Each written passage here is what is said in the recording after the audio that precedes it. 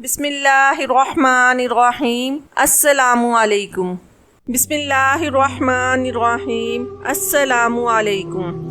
اماں، میں کیسے جا سکتی ہوں وہاں؟ تو مجھے شہر نوکری کرنے کیوں نہیں جانے دیتی؟ کیا فائدہ میری اتنی پڑھائی کا جب مجھے تو نے نوکری ہی نہیں کرنے دیتی؟ میں نے بے بسی کے مارے اپنی ماں کو دیکھ کر کہا، جو سپاٹ چہرہ لیے کھڑی تھی، ایسے جیسے میری بات سن ہی نہ رہی ہو۔ اگر پیسوں کی اتنی ہی ضرورت ہے تو میں شہر جا کر کام کرتی ہوں اماں۔ تو یقین کر، حویلی والوں سے زیادہ تنخواہ دیں گے وہ لوگ، ہماری ہر ضرورت پوری ہو جائے گی۔ میں نے پھر سے اماں کو منانا چاہا، تو کام کرے گی تو سرداروں کی حویلی جا کر ہی۔ میں اب تجھے اتنی دور کام کرنے کے لیے شہر نہیں بھیج سکتی، اس لیے چپ چاپ جو کہا ہے کر۔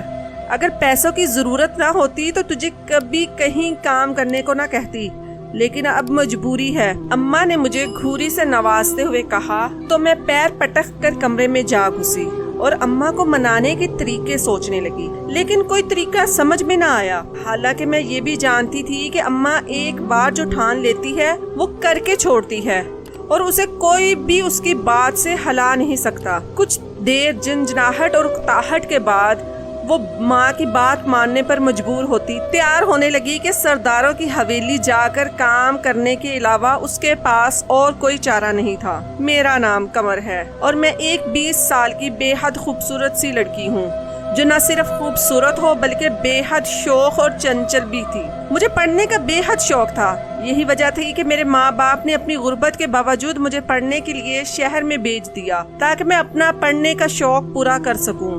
میں اپنے ماں باپ کی سب سے بڑی بیٹی تھی، باقی میرے 2 بہن بھائی مجھ سے چھوٹے تھے۔ اس کے بعد میری ایک بہن اور ایک بھائی تھا۔ بہن 15 سال کی جبکہ بھائی 13 سال کا تھا، اور وہ دونوں ہی گاؤں میں موجود سرکاری اسکول میں پڑھتے تھے۔ میں بے حد منتوں مرادوں کے بعد پیدا ہونے والی بچی تھی، جو میرے ماں باپ کی شادی کے 7 سال بعد پیدا ہوئی تھی۔ یہی وجہ تھی کہ میں بے حد لاڈلی تھی، جس کی ہر خواہش اس کے ماں باپ اپنی بساط سے بڑھ کر پوری کرنے کی کوشش کرتے تھے۔ اس کے بعد میرے 2 بہن بھائی کی پیدائش کے بعد ہمارا خاندان مکمل ہو گیا تھا۔ میں بے حد خوش نصیب تھی، اس کا اندازہ مجھے ہمیشہ اپنے ماں باپ کا خود سے لاڈ پیار دیکھ کر ہوتا تھا۔ میں نے ابتدائی تعلیم گاؤں میں رہ کر حاصل کی تھی، مگر پھر انٹرمیڈیٹ کی تعلیم اور گریجویشن کے لیے شہر چلی گئی، اور پھر 4 سال شہر کے ہاسٹل میں گزار کر تعلیم حاصل کرنے کے بعد جب شہر سے واپس گاؤں لوٹی تو گاؤں میں کافی کچھ بدل گیا تھا، مگر نہیں بدلی تھی تو سرداروں کی حویلی، جسے میں اپنے بچپن سے دیکھتی آ رہی تھی۔ یہ حویلی جوں کہ توں اپنی پوری شان و شوکت سے گاؤں کے وسط میں کھڑی تھی، اور اس حویلی کے مالکین تھے سردار، یعنی سکھ، جو صرف اس حویلی کے ہی نہیں بلکہ پورے گاؤں کے کرتا دھرتا تھے، اور گاؤں کے زیادہ تر فیصلے حویلی کے بڑے سردار ہی کرتے تھے، جن کو بڑے صاحب کے نام سے جانا جاتا تھا۔ گاؤں کے زیادہ تر کسان سرداروں کے کھیتوں میں کام کرتے تھے، جبکہ خواتین زیادہ تر سرداروں کی حویلی میں کام کرتی۔ میرا ابا بھی سرداروں کے کھیتوں میں ہی کام کر کے اپنا اور اپنے بیوی بچوں کا پیٹ پالتا تھا، لیکن کچھ دنوں سے اس کی طبیعت بے حد خراب تھی کہ وہ کھیتوں پر کام کرنے نہیں جا پایا تھا۔ میرا بھائی بھی چھوٹا تھا، ورنہ وہی اپنے باپ کی جگہ کام کر لیتا اور گھر کا خرچہ چلانے کی خاطر کام کر کے پیسے کما لیتا، اور میری ماں بے حد پریشان تھی۔ میری ماں سلائی کڑھائی کر کے جو پیسے کماتی وہ میرے باپ کی دوائیوں پر خرچ ہو جاتے تھے۔ میں بھی ابھی ہی شہر سے پڑھ کر لوٹی تھی اور گھر کے حالات دیکھ کر بے حد پریشان ہو گئی۔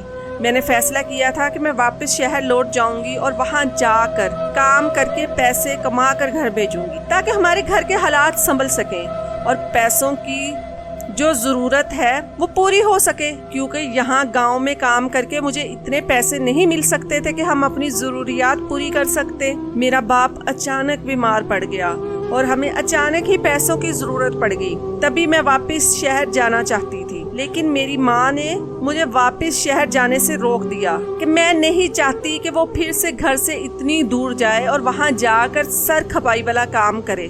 بلکہ وہ چاہتی تھی کہ میں سرداروں کی حویلی میں جا کر کام کروں، جس پر میں راضی نہیں ہوتی تھی کہ شہر سے پڑھ لکھ کر آنے کے باوجود میں سرداروں کی حویلی میں جا کر ایک ملازمہ کی حیثیت سے کام نہیں کرنا چاہتی۔ میری طبیعت کو یہ گوارا نہیں تھا، لیکن میری ماں نے اسے سمجھا بجھا کر اس کام کے لیے راضی ہی کر دیا، اور اپنی ماں کی وجہ سے میں بے حد مجبور ہو گئی اور اس کی بات مان کر میں سرداروں کی حویلی میں جا کر نوکری کرنے پر مجبور ہو گئی تھی۔ میں سرداروں کی حویلی جانے سے پہلے اپنے باپ کے کمرے میں آئی، جہاں وہ ہڈیوں کا ڈھانچہ بنا پڑا ہوا تھا۔ اپنے باپ کو دیکھ کر میری آنکھوں میں آنسو آ گئے۔ یہ وہ شخص تھا جس نے دھوپ اور سردی میں سخت محنت مشقت کر کے ہم سب کو پال پوس کر بڑا کیا تھا، اور آج وہی شخص لاچار سا بستر پر پڑا ہوا تھا۔ سچ کہتے ہیں، باپ کے ہونے سے بخت ہوتے ہیں، کیونکہ باپ گھر کے درخت ہوتے ہیں۔ ابا، میں نے نرمی سے ان کو پکارا تو بیمار ہونے کے باوجود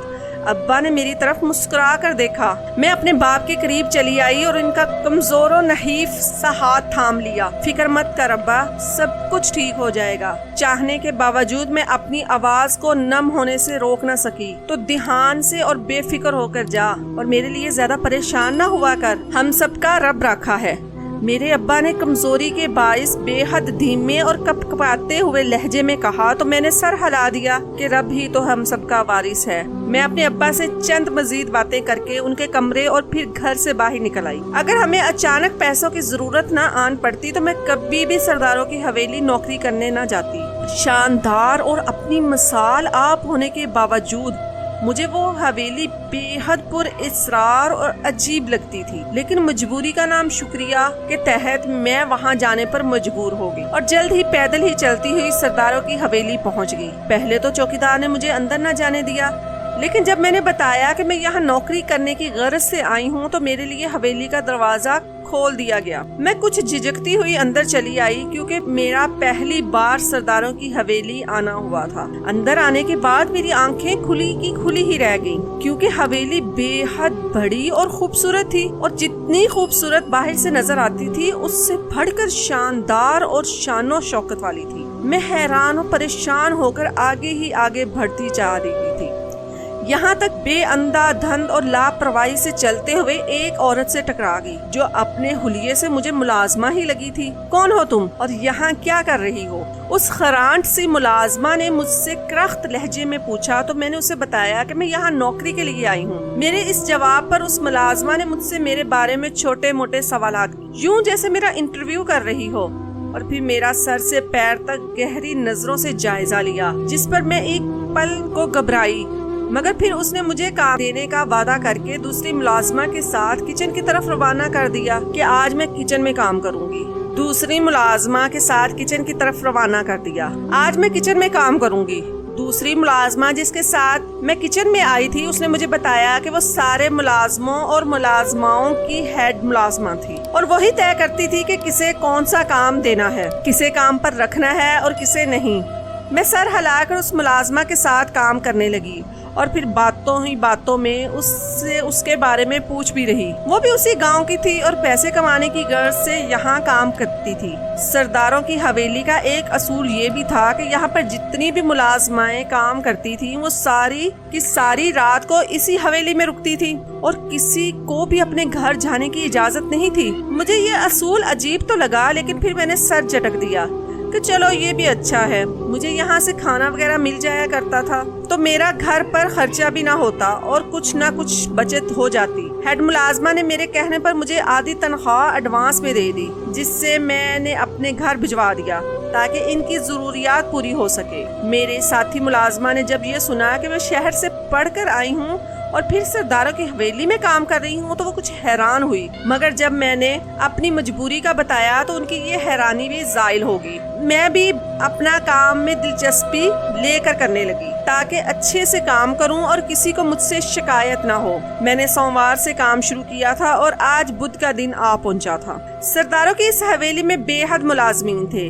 جو حویلی کے کام کرتے پائے جاتے تھے۔ اس حویلی کے وارثین سکھ سردار تھے، جن میں سے سب سے بڑے سردار، جن کو بڑے میاں کہہ کر پکارا جاتا تھا، اس حویلی کے سربراہ تھے، اور وہی اس حویلی کے فیصلے لیتے تھے۔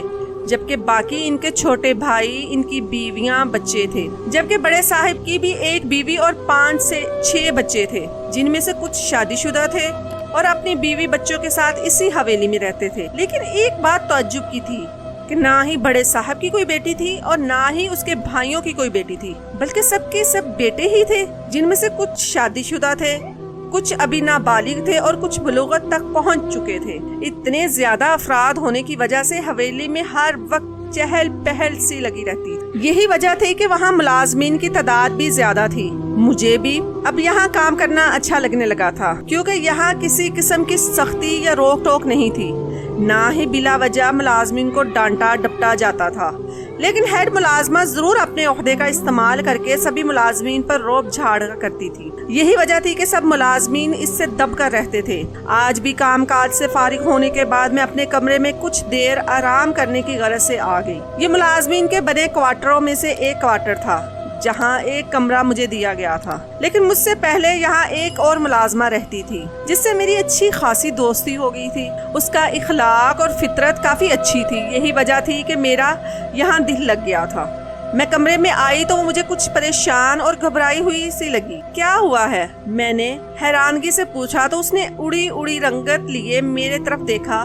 کل جمعرات ہے، اس نے کہا تو میں مزید حیران ہو گئی۔ تو جمعرات تو ہر ہفتے آتی ہے، اس میں کیا نیا ہے؟ میں نے حیران ہو کر پوچھا تو وہ پھیکا سا مسکرائی۔ ابھی تم اس حویلی میں نہیں آئی ہو، اس لیے تمہیں کچھ نہیں معلوم، لیکن آہستہ آہستہ سب کچھ معلوم ہو ہی جائے گا، بس کل تک کا انتظار کرو۔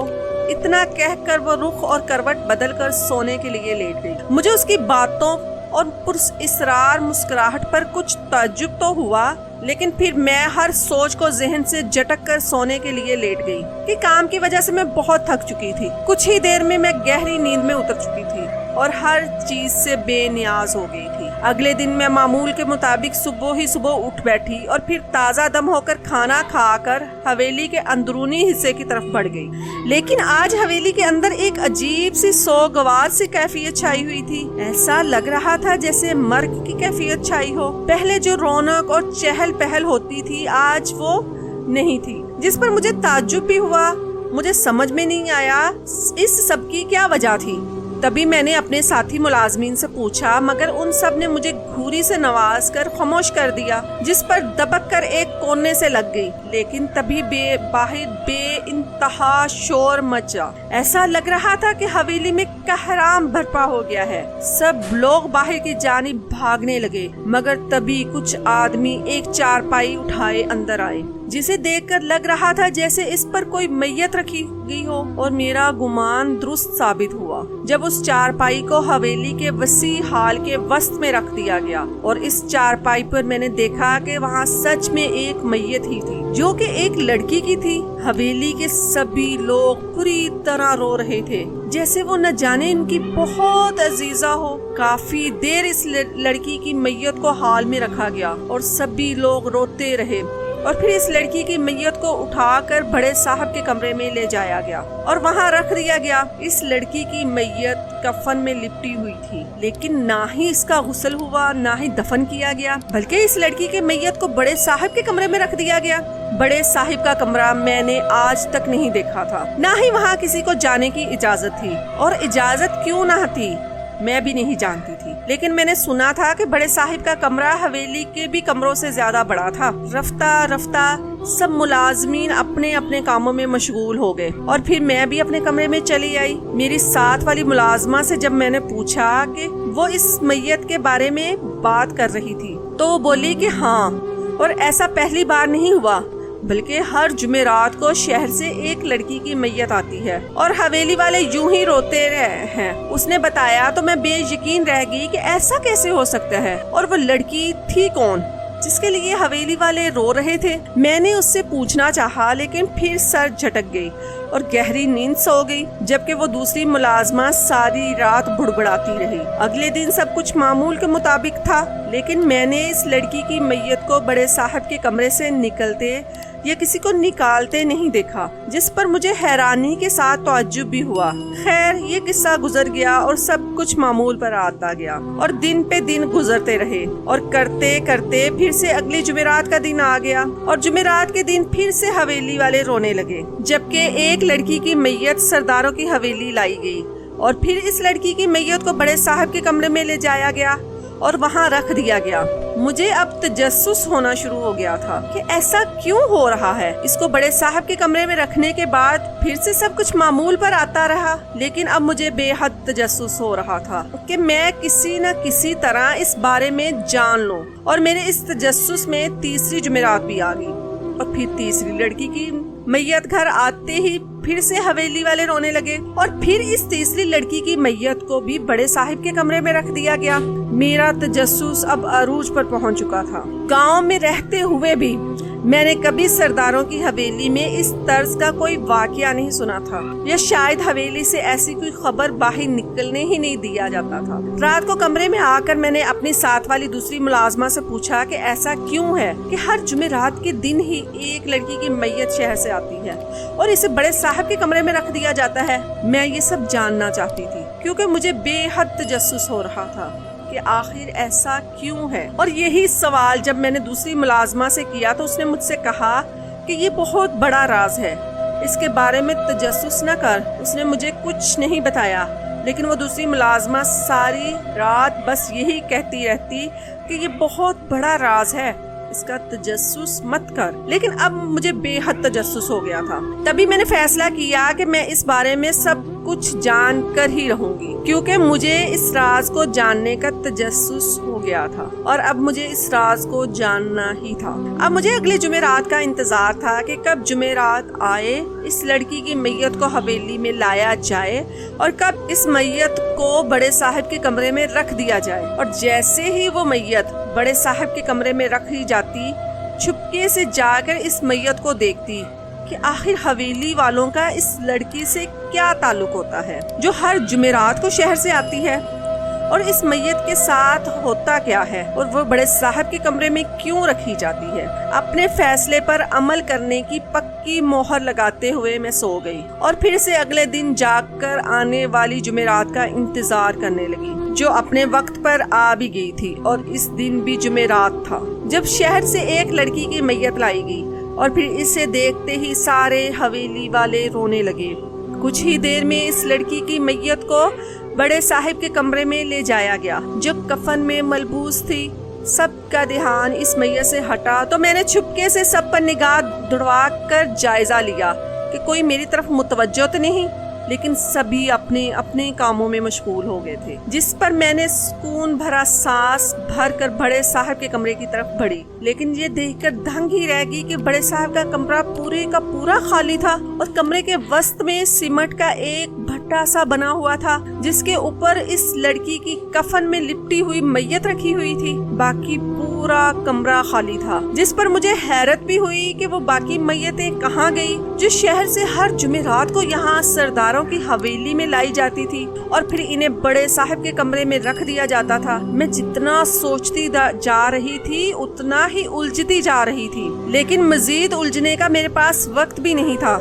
تبھی میں تیزی سے آگے بڑھ کر جلدی جلدی اس لڑکی کا کفن کھولنے لگی، لیکن میری چیخیں پوری حویلی میں گونج اٹھیں، کیونکہ کفن کے اندر کسی لڑکی کی نہیں بلکہ کسی خواجہ سرا کی لاش تھی، جو بے حد خوبصورت تھا، لیکن اس کا چہرہ کچھ حد تک مسخ ہو چکا تھا، لیکن پھر بھی اس کا چہرہ دیکھنے سے ایسا لگ رہا تھا جیسے وہ بے حد خوبصورت ہو۔ میں نے تو سنا تھا کہ کسی لڑکی کی لاش آتی ہے، لیکن یہ تو خواجہ سرا تھا۔ ابھی میں تھر تھر کانپتی حیرت میں گم اس خواجہ سرا کی لاش کو ہی دیکھ رہی تھی، جب دھاڑ سے دروازہ کھلا اور حویلی والے سب اندر داخل ہو گئے، لیکن ان میں بڑے صاحب شامل نہیں تھے۔ وہ سب مجھے بڑے صاحب کے کمرے میں دیکھ کر بے حد غصے میں آ گئے۔ تم یہاں کیا کر رہی ہو، اور تمہاری ہمت کیسے ہوئی اس کمرے میں آنے کی؟ بڑے صاحب کے بھائی نے آگے بڑھ کر میرا بازو دبوچتے ہوئے کہا، جس پر میں بے تحاشا ڈر گئی اور خوف سے مزید کانپنے لگی۔ پتہ نہیں یہ لوگ اب مجھے نہ جانے کیا سزا دیتے۔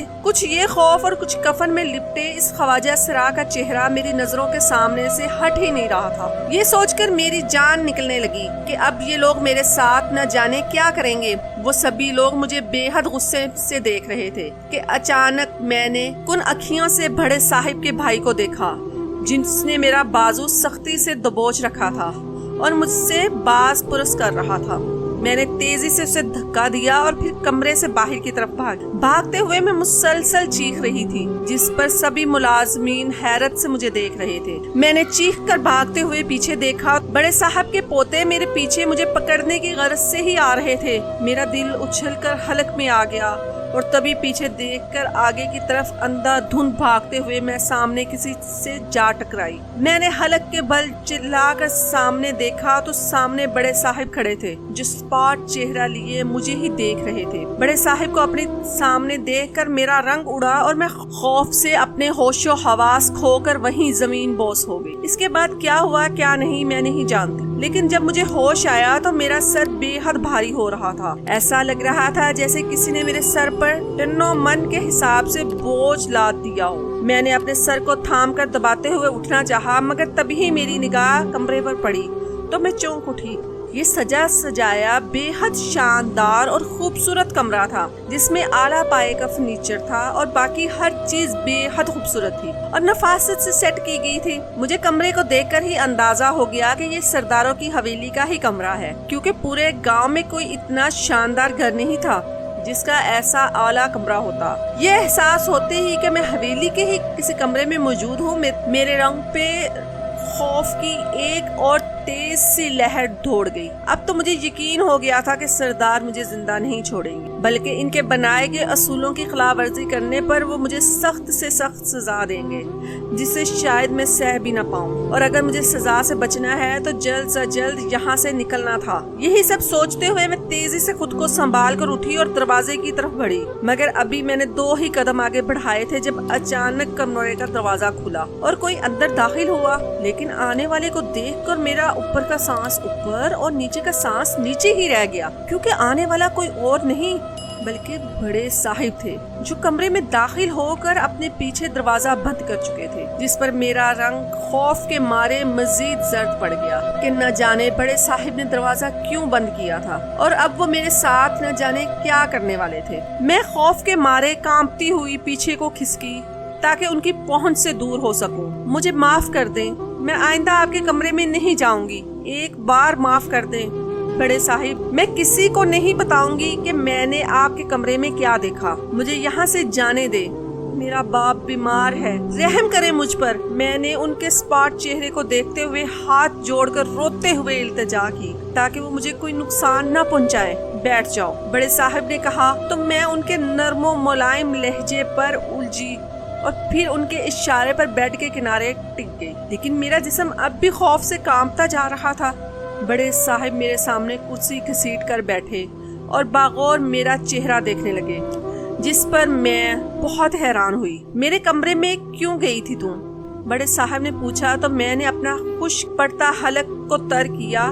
آج سے پہلے میں نے کبھی بڑے صاحب کی آواز سنی نہ ہی ان کو بولتے ہوئے دیکھا تھا، تبھی آج ان کی آواز سن کر کچھ حیران ہوئی تھی، لیکن ان کے سوال پر میں نے ان کو سب کچھ بتا دیا کہ میں اپنے تجسس کی وجہ سے ان کے کمرے میں جانے پر مجبور ہوئی تھی۔ میری ساری بات سن کر انہوں نے سر جھکا لیا اور نہ جانے کیا سوچنے لگے، لیکن ان کو یوں دیکھ کر میرے خوف میں مزید اضافہ ہوتا جا رہا تھا۔ اچانک انہوں نے سر اٹھایا تو ان کا چہرہ آنسوؤں سے بھیگا ہوا تھا، جن کو دیکھ کر میں دھنگ رہ گئی اور کچھ الجھی بھی کہ وہ کیوں رو رہے ہیں، وہ بھی اتنا شدید۔ میری شادی میری پسند سے میری خالہ کی بیٹی سے ہوئی، میں بہت محبت کرتا تھا، میں گلپریت سے ایک پل بھی اس سے دور رہنا گوارا نہیں تھا مجھے میرا باپ چاہتا تھا کہ میری شادی میرے چچا کی بیٹی سے ہو، لیکن میں نے اپنی بیوی کے روپ میں ہمیشہ فقط گلپریت کو ہی سوچا تھا اور کسی اور سے کبھی بھی شادی نہیں کرنا چاہتا تھا۔ یہی وجہ تھی کہ میں اپنے باپ کے سامنے ڈٹ گیا اور گلپریت سے شادی کر کے ہی دم لیا۔ اپنی محبت کو پا کر اس سے شادی کر میں پھولے نہ سماتا تھا اور خود کو بے حد خوش نصیب جانتا تھا۔ لیکن مجھے اپنی خوشبختی پر غرور تو تب ہوا جب شادی کے 3 مہینے بعد ہی مجھے باپ بننے کی خوشخبری ملی، اور میری بیوی کے ساتھ میرے باقی گھر والے بھی بے حد خوش تھے۔ لیکن میرا باپ اتنی بڑی خبر سن کر بھی خوش نہیں ہوا۔ اسے ضد لگی تھی کہ میں نے اس کی بھتیجی سے شادی نہیں کی تو وہ میری بیوی کو اپنی بہو کے روپ میں قبول نہیں کرے گا۔ لیکن مجھے اب کوئی پرواہ نہیں تھی، میں اپنی بیوی گلپریت اور اپنی آنے والی اولاد کے ساتھ ہی بے حد خوش تھا۔ لیکن نہ جانے مجھے میرے باپ کی بد دعا لگ گئی، یا پھر میری قسمت ہی خراب تھی کہ میری پہلی اولاد نہ رحمت تھی نہ نعمت، بلکہ وہ زحمت بن کر میری زندگی میں آئی۔ وہ خواجہ سرا تھی جو میرے گھر پیدا ہوئی۔ اسے دیکھ کر سبھی مجھ پر افسوس کرنے لگے، مجھ پر ترس کھانے لگے اور ہمدردی کا اظہار کرنے لگے، اور سب کی آنکھوں میں اپنے لیے چھلکتا ترس اور افسوس مجھے پسند نہیں آتا تھا۔ میرا باپ جو پہلے ہی گلپریت سے خار کھاتا تھا اور مجھے آتے جاتے اٹھتے بیٹھتے تانے دیتا تھا، اب مجھ پر اسے مزید تانے کسنے کا موقع مل گیا تھا۔ وہ مجھے ہجڑے کا باپ کہہ کر پکارتا اور مجھے جتاتا کہ میں نے اس کی بات نہ مان کر اور گلپریت سے شادی کر کے اپنا بہت نقصان کر لیا ہے۔ اب میری نسل بڑھانے والا کوئی نہیں ہوگا اور میں یوں ہی بے نام مر جاؤں گا۔ اس کے ان تانوں کی وجہ سے مجھے اب پچھتاوا ہونے لگا تھا کہ میں محبت میں اندھے ہو کر میں نے گلپریت سے کیوں شادی کر لی اور اپنے باپ کی بات نہیں مانی۔ انہی سب باتوں سے میرے اور گلپریت کے درمیان جھگڑے بڑھنے لگے، جس کی وجہ یہ بھی تھی کہ اس ہجڑے کے بعد ہماری مزید کوئی اولاد نہیں ہو سکی تھی۔ اس کا نام گلپریت نے دلجیت رکھا تھا، جو مجھے ایک آنکھ نہیں باتا تھا۔ وہ 6 سال کا ہو گیا تھا، جس کی جسامت لڑکوں والی تھی لیکن حلیہ بالکل لڑکیوں والا۔ اس کی وجہ سے میری گلپریت سے لڑائی ہوتی تھی، جس کی وجہ سے مجھے دلجیت سے مزید نفرت ہوتی چلی گئی۔ میں نے بھی یہ نہیں سوچا تھا کہ وہ صرف گلپریت کی نہیں بلکہ میری بھی اولاد، جس سے میں نفرت کرنے لگا تھا، اور پھر اس نفرت میں نے دلجیت کو اس کی برادری کے حوالے کرنا چاہا۔ لیکن گلپریت نے مجھے ایسا کرنے سے روک دیا۔ لیکن میں نے گلپریت کو دھمکی دے دی کہ اگر اس نے دلجیت کو یہاں سے نہ نکالا تو میں اسے طلاق دے دوں گا۔ مجھے لگا تھا کہ وہ میری بات مان جائے، لیکن میرا گمان غلط ثابت ہوا، اور پھر میری گلپریت مجھ سے ناراض ہو کر دلجیت کو لے کر ہمیشہ کے لیے مجھے چھوڑ کر چلی گئی۔ میں نے بھی انا میں آ کر اپنے چچا کی بیٹی سے شادی کر لی، جو میرے باپ کی رضا تھی۔ میں اپنی زندگی میں مگن ہو گیا، مگر ایک دن گلپریت واپس آ گئی دلجیت کی لاش کے ساتھ، اور وہ خود پاگل ہو چکی تھی۔ دلجیت کی موت حادثاتی نہیں تھی، بلکہ اس کے ساتھ زیادتی کر کے اسے مار دیا گیا تھا، اور دلجیت کی اس دردناک موت پر گلپریت اپنا ذہنی توازن کھو بیٹھی تھی۔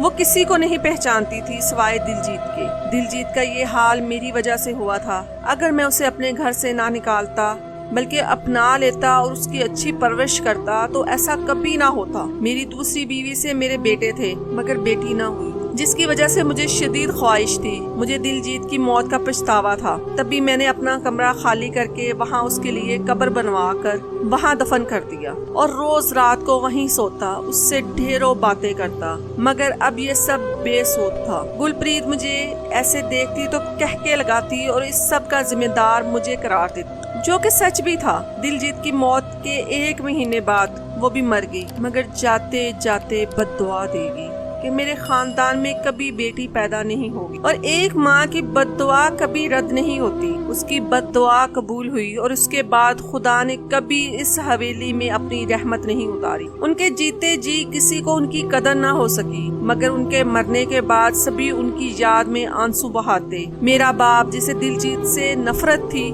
وہ اسی کی قبر پر سر پٹک پٹک کر مر گیا۔ میرے پچھتانے کا اب کوئی فائدہ نہیں تھا، لیکن میں اب کسی دلجیت کو مرتے ہوئے نہیں دیکھنا چاہتا تھا۔ تبھی شہر میں خواجہ سراؤں کا گھر بنا دیا جہاں وہ رہتے تھے، لیکن شہر میں جتنے بھی خواجہ سرا مرتے ان کو ہر جمعرات کو یہیں لایا جاتا، جہاں رات کے اندھیرے میں گاؤں سے باہر بنے قبرستان میں ان خواجہ سرا کو سب سے چھپا کر دفنا دیا جاتا تھا، کیونکہ خواجہ سراؤں کو تو لوگ قبرستان میں بھی جگہ نہیں دیتے۔ ان کے جنازے میں شرکت کرنا تو دور کی بات ہے۔ ایسا کر کے میں اپنے ضمیر کو مطمئن کرتا تھا اور اپنے ضمیر پر پڑا بوجھ ہلکا کرنے کی کوشش کرتا ہوں۔ سب ملازمین کو یہی لگتا ہے کہ وہ میت ایک لڑکی کی ہوتی ہے، جبکہ ایسا نہیں ہے۔ نہ جانے کتنے ہی دلجیت جیسے خواجہ سرا ہے جن کو ان کے گھر والے قبول نہیں کرتے، اور وہ یوں ہی بے نام مر جاتے ہیں۔ ان کو دفنانے والا بھی کوئی نہیں ہوتا۔ تبھی میں ان کو دفنا کر ان کی رسومات پوری کر کے اپنے ضمیر پر پڑا بوجھ ہلکا کرنے کی کوشش کرتا ہوں تاکہ میرا دل جیت مجھ سے راضی ہو جائے، جو مجھ سے ایسا روٹھا ہے کہ میرے خواب میں بھی نہیں آتا۔ اس کی حقیقت گاؤں میں کوئی نہیں جانتا تھا، سب کو یہی لگتا تھا کہ وہ ایک لڑکی ہے جو مر گئی۔ تبھی میں نے اس کے مرنے کے بعد بھی اس کی حقیقت کو کبھی سامنے نہیں آنے دیا۔ میں جانتا ہوں میرا یہ عمل میرا سابقہ گناہوں کو نہیں دھو سکتا، لیکن کوشش کرتا ہوں تاکہ میرا دل جیت مجھ سے مزید خفا نہ رہے۔ جس کے جیتے جی میں نے اسے اس کا حق نہ دے سکا، اتنا کہہ کر بڑے صاحب پھوٹ پھوٹ کر رونے لگے، جبکہ ان کے منہ سے سارا قصہ سن کر میری آنکھوں سے بھی آنسو آ گئے۔ میں سوچ بھی نہیں سکتی تھی کہ ان سب کے پیچھے ایسی کوئی کہانی ہوگی۔ مجھے معاف کر دیں بڑے صاحب، میں نے بھیگے لہجے میں معافی مانگی۔ تم معافی مت مانگو، آج نہیں تو کل کو یہ حقیقت سامنے آ ہی جاتی تھی۔ میں تو بس سب خواجہ سراؤں کا پردہ رکھنے کی کوشش کرتا ہوں تاکہ لوگ ان کی حقیقت جان کر ان سے نفرت نہ کرے۔ تم ان کی حقیقت جان گئی ہو، مگر تم ان کا پردہ ضرور رکھنا، بڑے صاحب نے کہا تو میں نے فوراً سر ہلا دیا۔ بڑے صاحب نے مجھے کچھ پیسے دیے، میں نے لینے سے انکار کیا تو انہوں نے بیٹی کہہ کر زبردستی مجھے دے دی، جنہیں لے کر میں گھر واپس آ گئی اور مجھے کسی نے بھی روکا نہیں۔ میں سب کچھ جان کر دکھی تھی اور مزید اپنی آنکھوں سے یہ سب نہیں دیکھ سکتی تھی۔ تب کبھی پھر واپس سرداروں کی حویلی میں کام کرنے نہیں گئی اور ماں سے لڑ جھگڑ کر شہر چلی گئی، کیونکہ بڑے صاحب کے دیے ہوئے پیسوں سے ہماری ضروریات پوری ہو چکی۔